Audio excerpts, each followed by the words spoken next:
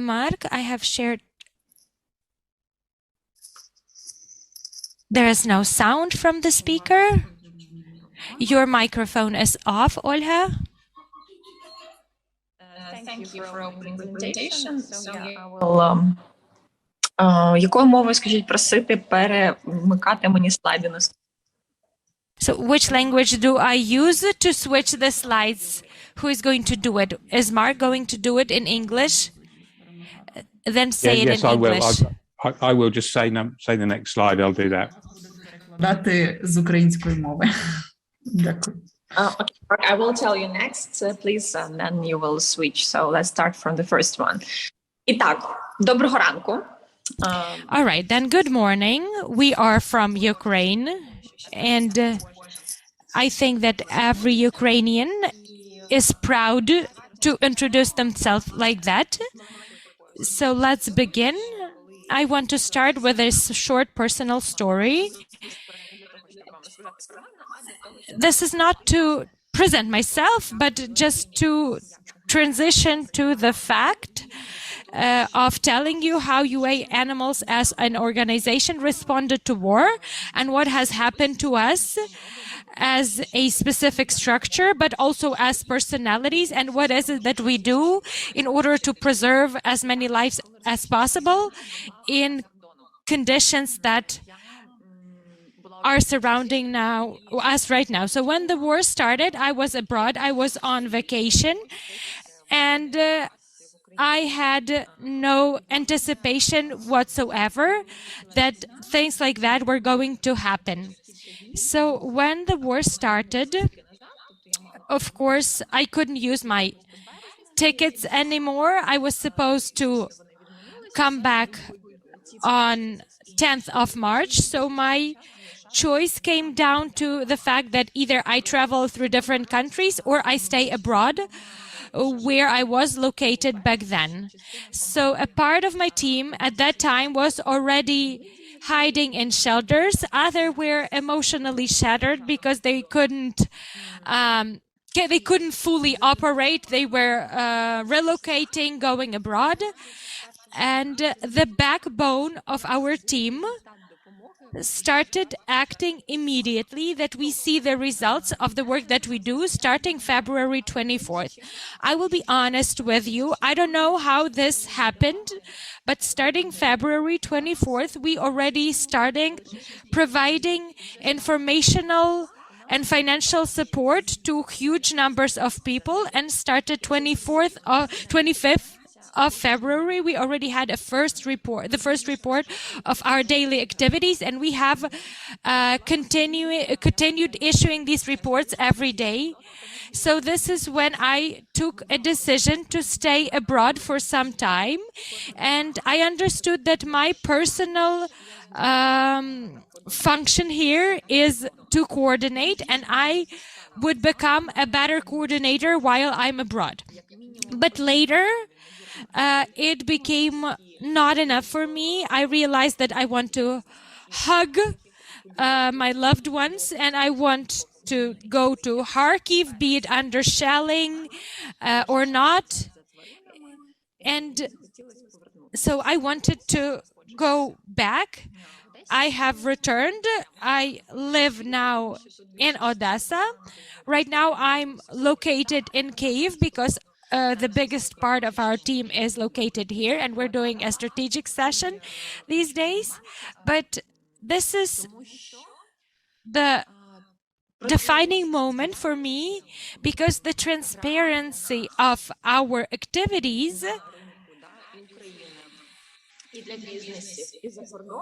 is defining, be it on the Ukrainian market or on the foreign market.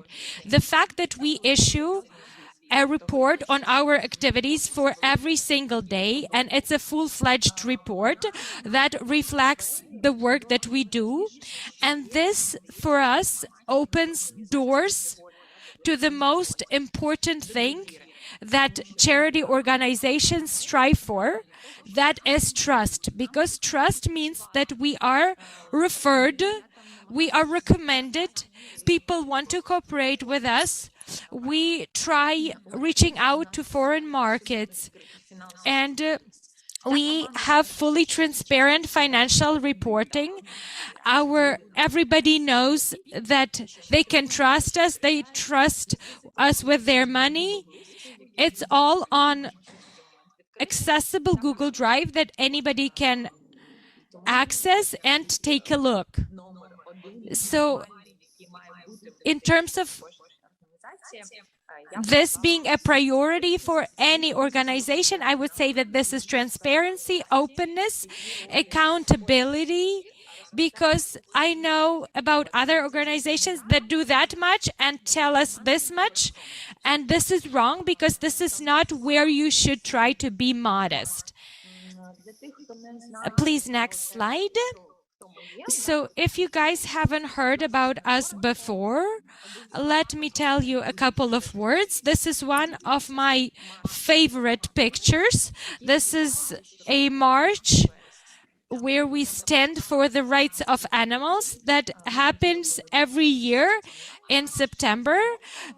During the times of COVID, we had the first online march, but prior to COVID, we would have this march in all regional centers, and the latest one happened in all big Ukrainian cities, and in Kyiv we have thousands of people that take to the streets, which proves that people care, that people aren't indifferent in all the regions of Ukraine. And the scale of this event allows us to later talk to the people that are lawmakers, with opinion leaders, because we see that talking about protection of animals and adopting the laws on protection of animals, it is important, and this is not only something we care about as trade organization from Kyiv.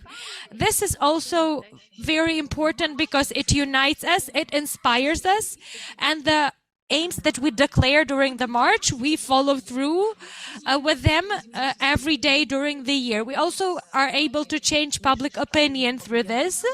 Apart from this, we have an interfactional committee of deputies called a humane country. So what we do is we draft bills. We try to promote them. We try to make sure that they are adopted and approved. We also perform the functions of a media. So all the work that we manage to get done, all this efficiency that we have been able to achieve, this is owing to the fact that it's not like we have the work that we do and we have social media that tell about this, but we work, and our social media works like a media outlet that is tapped into. So this is a point of contact with different kinds of audiences, with specific people, with business, and so on. So UAnimals could be broken down into UAnimals as a media outlet that communicates the right values to people even during the times of war.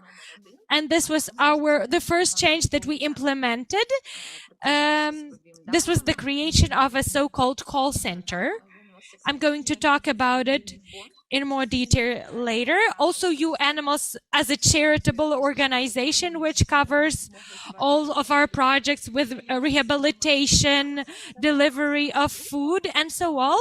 And UAnimals as public organization that is our mouthpiece in the state on different levels, starting on the level of working with police and all other levels as well. Please, next slide.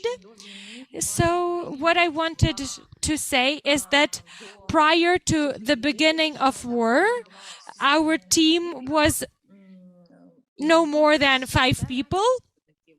Of course, we additionally had volunteers, representatives in other cities, but that was the backbone that operated regularly. So the people for whom that was their main activity, the number of these people was very limited. Now we have around 30 people, 28 or 29, for whom this is a full-scale job. Additionally, we have volunteers that help us and also people that we cooperate with.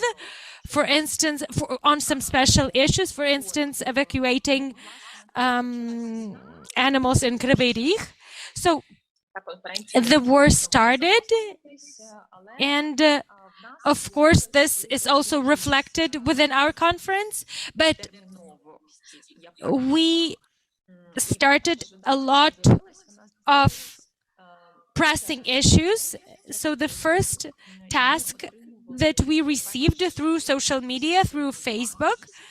So during the first 2 months, we have received more than 2,000 messages through Facebook only. Next slide, please. People will see what was happening. And next with the text, please. Тобто ми зрозуміли, що це той момент, коли So we have realized that we cannot ignore these messages.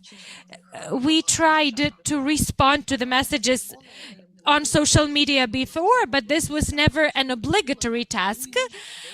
We didn't have a special person or people that knew that it was their job to read all the messages and there needs to be a response, be in a consultation or whatever. We didn't have a model like that. We received some messages. Most often we didn't even have time to read them. We could respond to the most important ones. And if there were very important things, people would just tag us or write an email. So this was just an additional resource that we didn't tap into.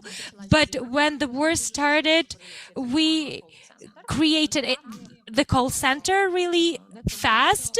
And it wasn't because I'm such a good manager or a wonderful operational director, but because in some way, people started joining us, the people that cared to be able to help, to be able to participate, and they started structuring it all, writing responses, collecting a team. Huge number of volunteers responded to people. So what does it mean? They helped them. They said what they should do in this or that situation, how to evacuate animals.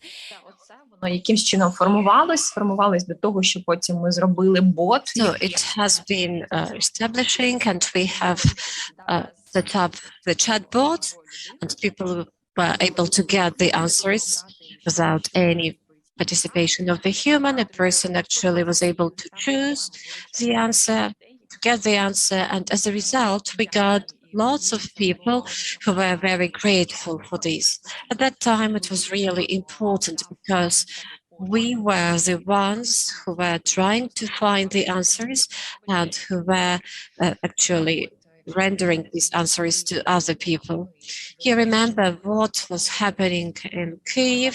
Lots of animals were trapped in the floods, and the neighbors were writing to us. Somebody needed evacuation. So the activity of UAnimals was aimed at saving all the animals. And we see that also the farming animals are suffering as well. And in case we were able to interfere, and we are able to interfere, we do it. We have launched a number of projects. If we are talking about different species of animals, so one of the latest examples I will actually get from the beginning of the war to the current period. We got united with Natalia Popova shelter in Kyiv. This was a shelter for wild animals. Why we started cooperating with them? We have been doing it since the beginning of the war, and now we decided to enhance something we can do well. This is communication, visual aids, fundraising. As a result, we got united, and now we are called the Center for rescuing wild animals of Natalia Popova and UAnimals. It is located not far from Kiev. And what we are doing now, we rescue the wild animals from dangerous zones. If we are allowed to take domestic animals as well, we are doing it. But the situation is a bit more complicated because in the majority of cases, the owner who actually left the animals unattended very often says, well, I'll do it myself, I'll take the animals myself. And it is understandable why it's like that, because the person is trying to earn some money.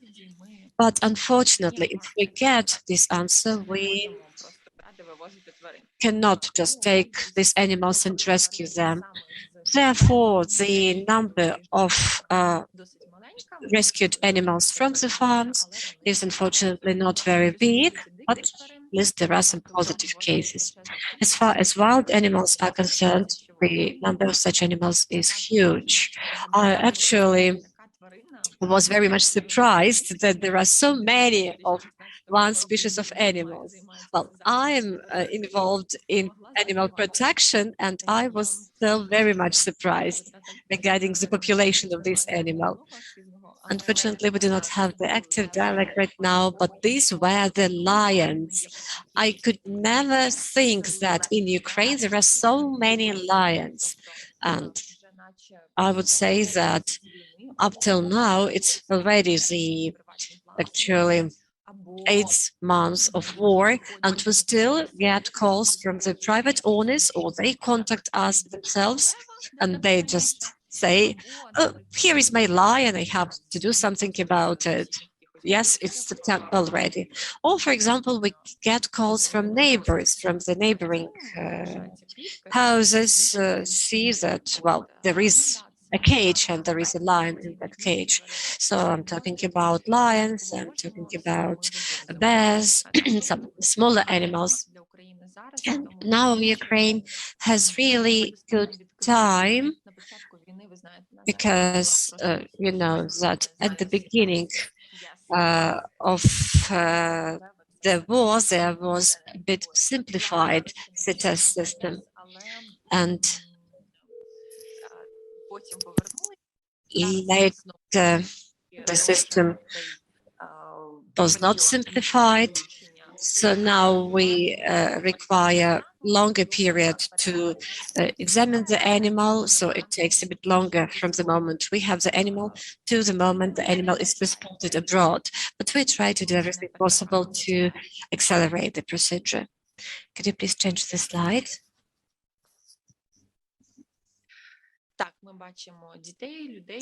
We see kids, we see animals, people who are suffering.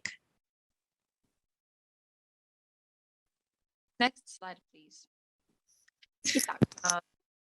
Просто по одній картинці Just one picture per time, from some smaller things to the global activities, because actually our global activities comprises some small elements. There are lots of cases of direct assistance, and all these cases make up a project. So project number 1, rehabilitation. All the animals that were injured, were wounded, go through rehabilitation. And here you see a cat. His name is Maisa, if I'm not mistaken, and this is the black cat. So we got the call that the cat was injured, and it turned out that it was a bullet wound. So we managed to rescue him, and he was treated. Currently, we made our choice. It was not an easy choice, but I think it was the correct one. So our choice was to provide assistance to the most suffering areas and regions. For example, we get calls about assistance through the call center, actually, I was talking about. So we get calls from different cities and different places, including Odessa, which is relatively safe, and the shelters have absolutely everything to buy pet food, to fundraise, etc. At the beginning of the war, we were not able to help everybody, but later we understood that we should take the most challenging tasks. Just because we can do it, we have the resources, we have information resources, human resources, we have trust, we can do fundraising. So we set our own rule. We get calls and requests, and the first to get assistance will be the occupied territories or territories under shelling, in case we can reach these territories, or in case we can, for example, evacuate the territories, or in case we, for example, provide financial assistance. For example, if it is impossible to reach these territories physically, we do financial assistance.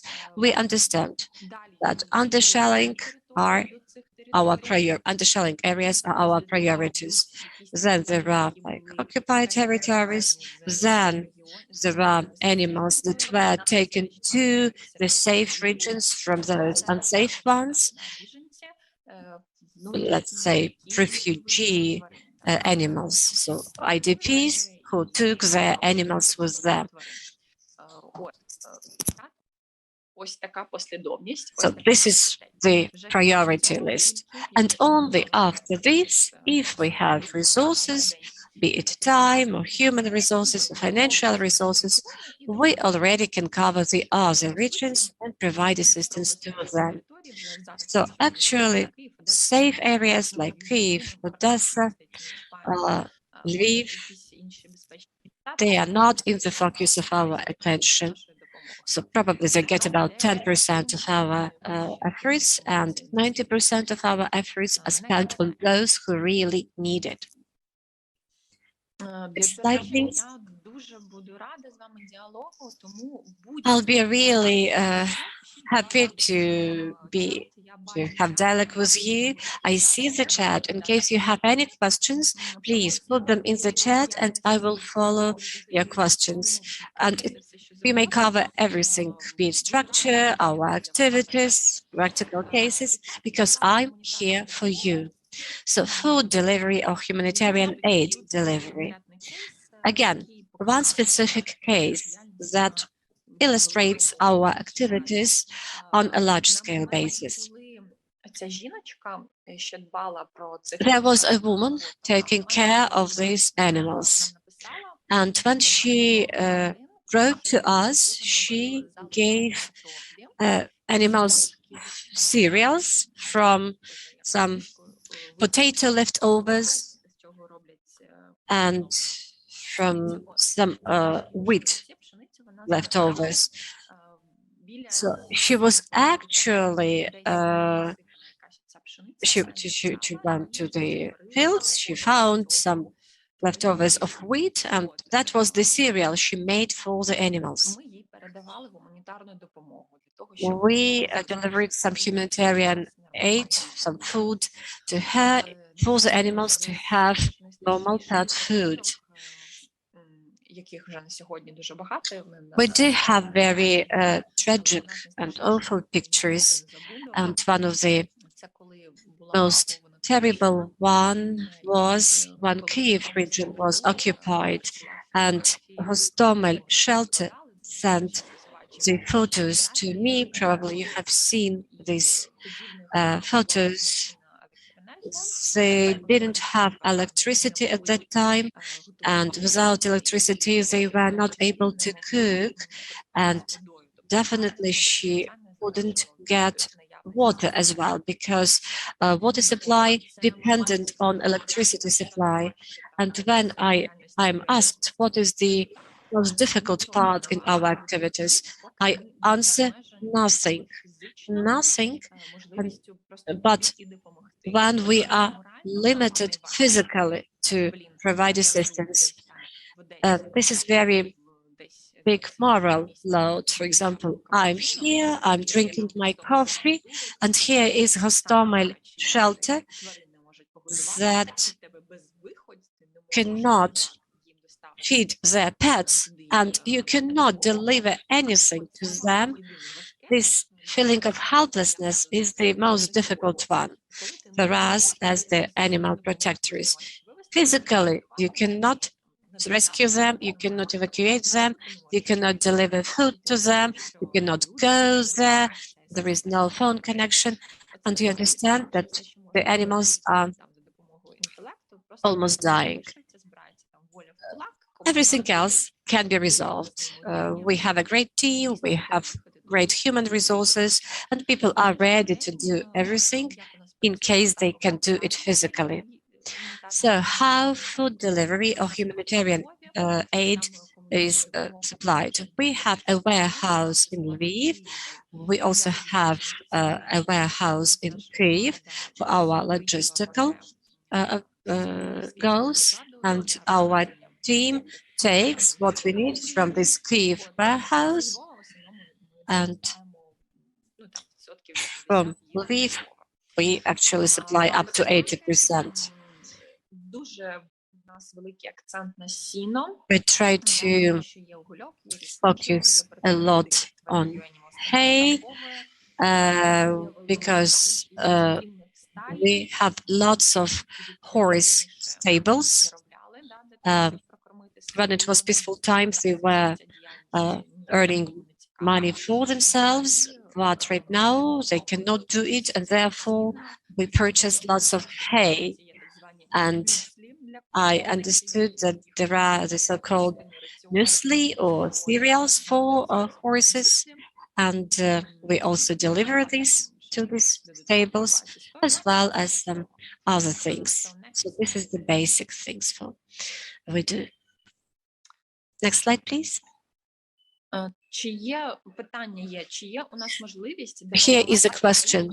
Do we have an opportunity to assist shelters in the occupied territories, and whether we have this experience? Yes, we do have this experience practically every day. Whenever it's possible, we do it.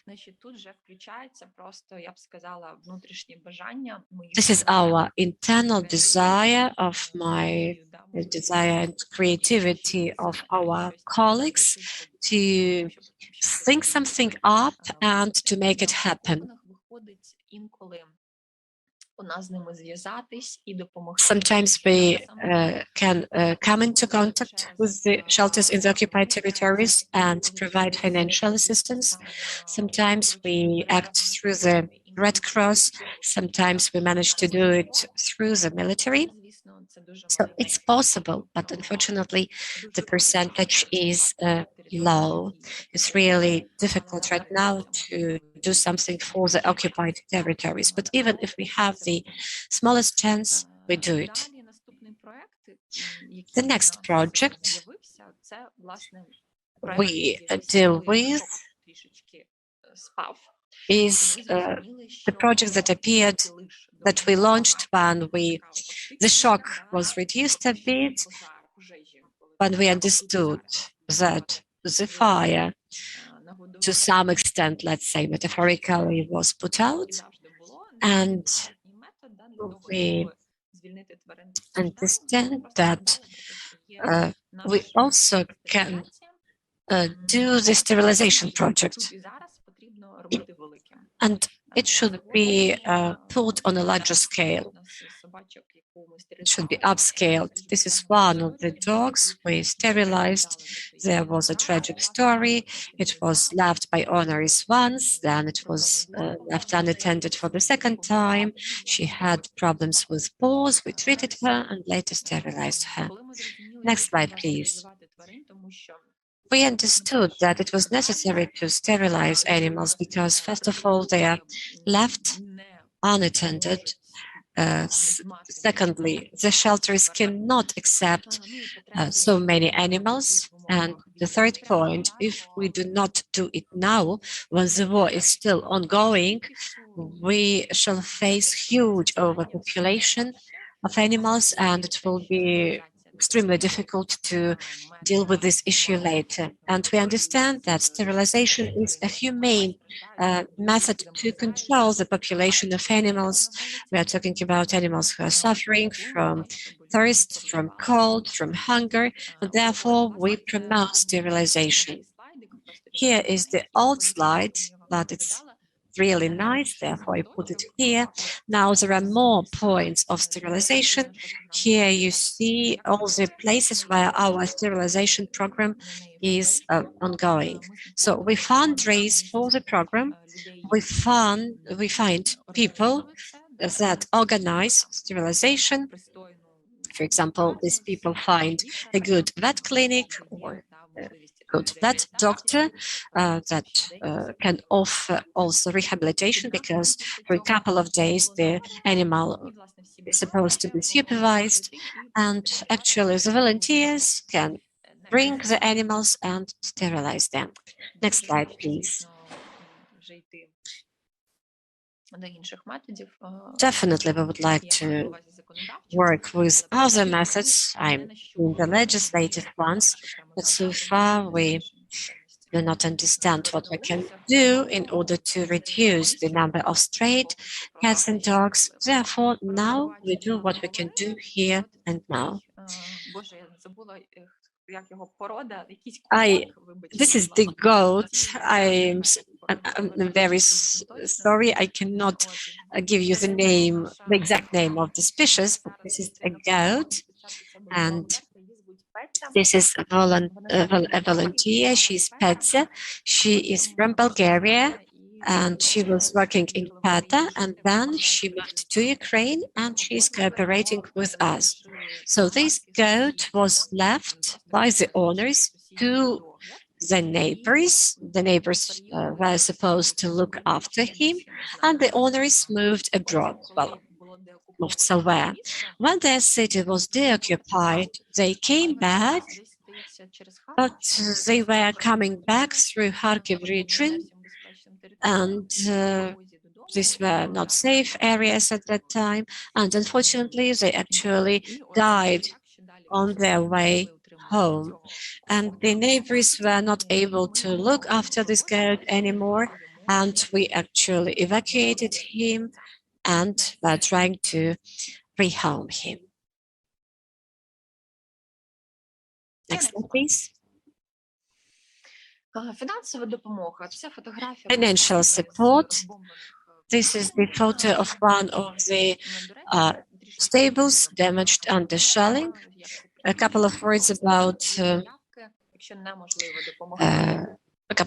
financial assistance. So in case we cannot provide physical assistance or send pet food, we provide financial support, and very often it is much quicker.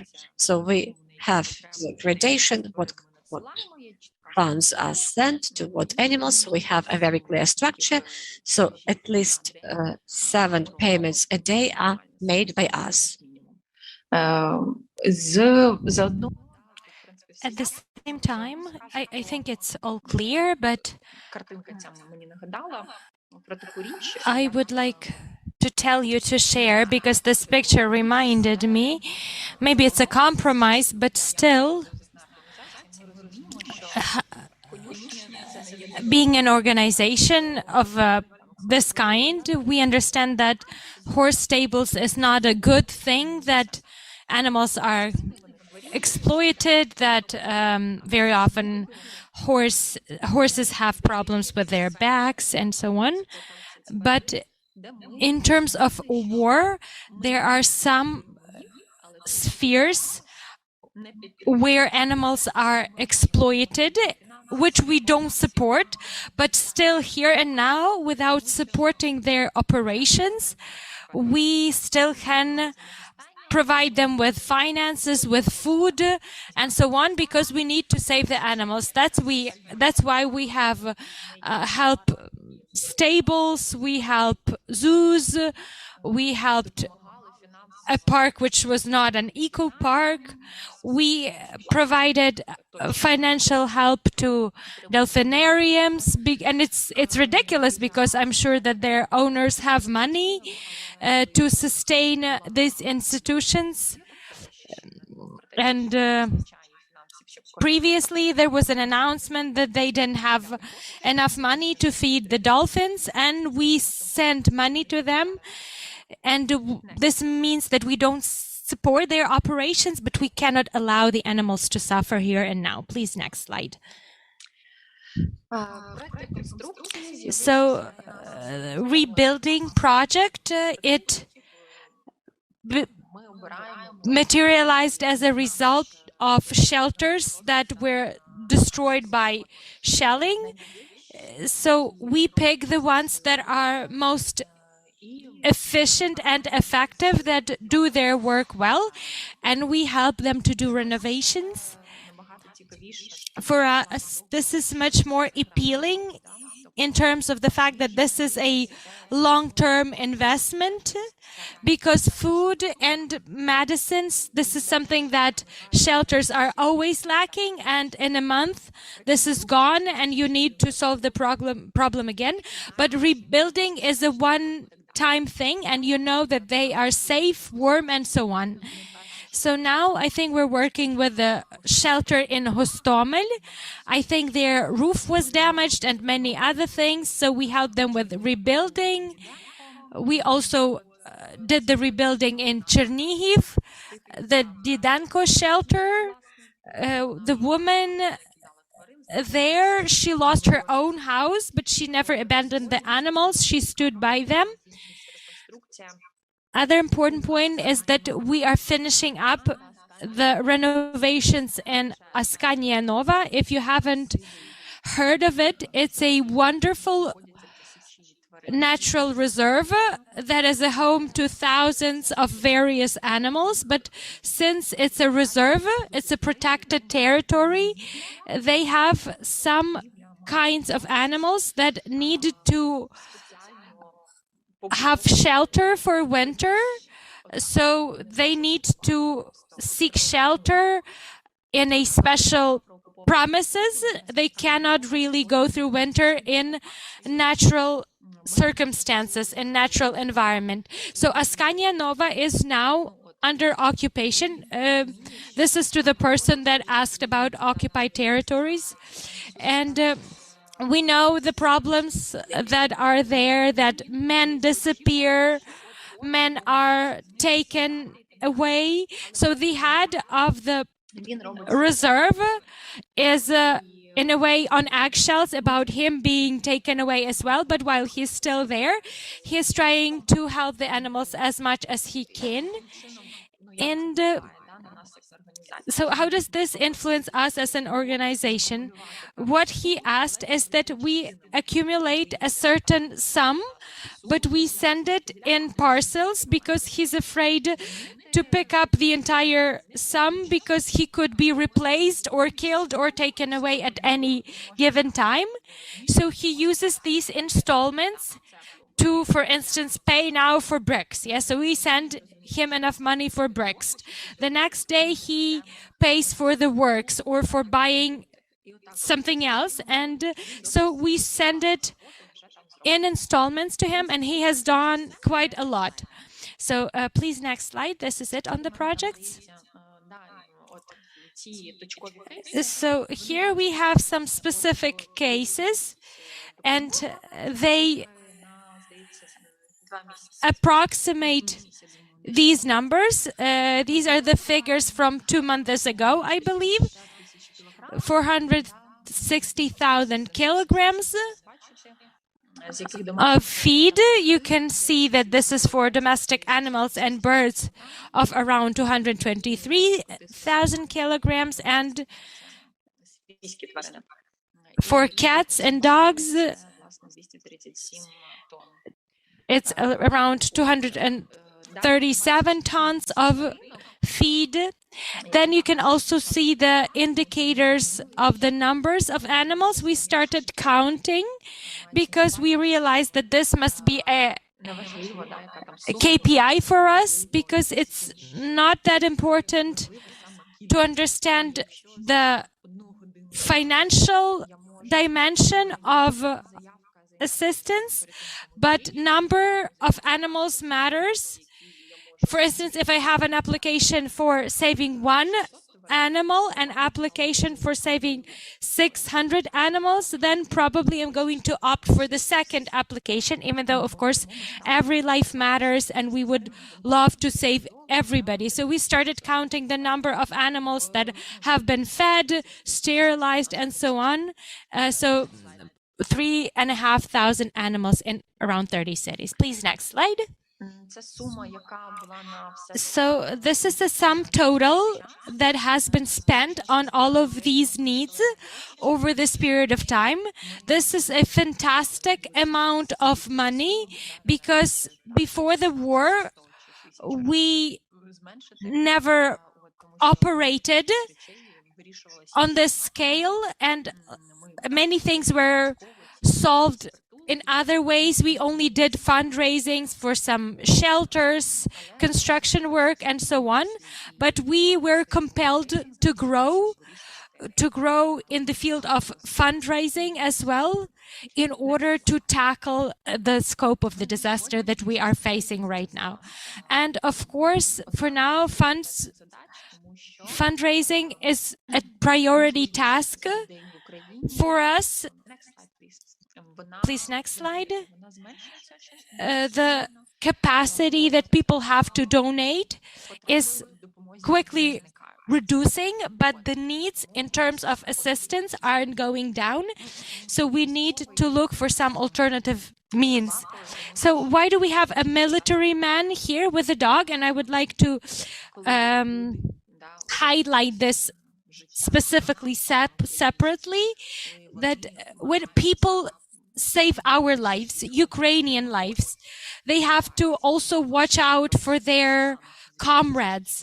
They also have to take care of their own selves, their physical and mental conditions, and still they find enough energy. They are kind enough to keep also saving animals in the vicinity. Please, next slide. I think that this testifies to the spirit, to Ukrainian spirit that we all have, that longs for saving all the lives. We have a lot of animals coming in through the messages from the military, and these are some of the military in the pictures. The man on the left, he brought these cats from the area of hostilities. When he handed over the cats, he was crying. He was very grateful, and he didn't want to accept the feeds for him to feed the cats along his route. He said, I will buy everything myself. We have enough things. Send it to somebody else. Please, next slide. So if you speak of the military and of people on the whole, I wanted to share this piece of statistics because it's very interesting. So why it's interesting? Let me explain to you. Because once again, this testifies that the matter and the issue of saving animals, people are not indifferent to it. So this company did research on how people opt for specific brands, why they pay money for it, what matters to Ukrainians, why they pick this organization over some other organization. So you can see that the first place belongs to supporting armed forces of Ukraine, then whether the brand keeps doing business in Russia, then whether the brand does voluntary activity, then the political stance of the brand, which language the brand uses, helping children, and then helping animals. So 12% spoke of helping animals. And I think this is wonderful because only at the bottom, further down, we can see underprivileged families, environmental assistance, helping children and the youth, and so on. So I think that what this communicates is that in some way the war is going to make our society even more humane. Of course, this is a horrid reason, but none of us would have wanted this to happen. But I think that apart from terrible destruction, terrible pain that we feel in our hearts and in our minds, I think that it still at the same time is going to impact the humanity of people, the fact that people choose to be vegan, and that some laws will be easier to pass than it used to be prior to the war. Please, next slide. So I have a strong faith in Ukrainians, and that's why I think we for sure will win. And why is that? Because every life matters to us, and this expression, this statement by Mahatma Gandhi that we have quoted a lot, still is very topical. The greatness of a nation and its moral progress can be judged by the way its animals are treated. So imagine that it's not just a regular situation when a nation exists, but it's other than that. The nation is protecting itself, surviving, and it's functioning under horrid conditions. And still in these conditions, we keep saving animals. So what does it say to us about the greatness of a nation? I think this says a lot. And that's why the victory is going to belong to us. Please, next slide. So how can you help? You can subscribe to our pages. You can follow also other organizations that you trust, that work efficiently. Maybe these are some local shelters.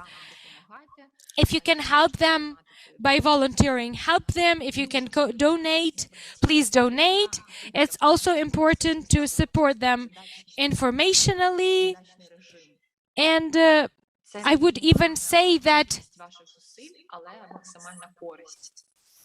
even if you put in minimal effort into it, this will still lead to wonderful outcomes. For instance, just subscribe to a page, do a repost, and encourage your followers to subscribe. Especially, we're now looking for new English-speaking followers, whoever you can involve, whichever opinion leaders, celebrities, and so on that can share information about us.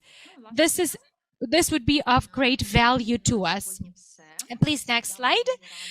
This is it on my part. I was really happy to see all of you, to be able to present to you. And if you have any questions, I will be happy to take them. Thank you for your attention. That's all.